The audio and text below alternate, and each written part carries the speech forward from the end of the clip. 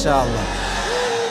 যারা প্রতারক, যারা বিশ্বাসঘাতক, যাদের কথা কাজে মিল নাই, এদের সাথে কোনো সম্পর্কের দরকার নাই।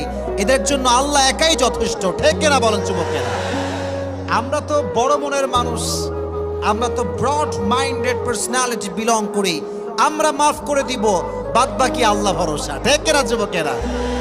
তাহলে প্রথম মেসেজ আজকের এই মাহফিলে, এই যে আমাদের হৃদয়টা আছে, এই হৃদয়ে কোনো হিংসা বিদ্বেষ থাকবে না, কারোর জন্য কোনো প্রতিশোধ থাকবে না। একটা সুন্দর হাদিস শোনাই।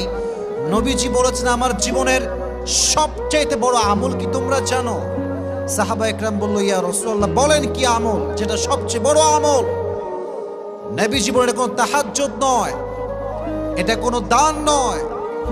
ইন ইসতাতা'তা আন তুসবিহা ওয়া তুমসিয়া ওয়া লাইসা ফি কলবিকা গশশুন লিআহাদিন ফাফআল যালিক ওয়া যালিকা মিন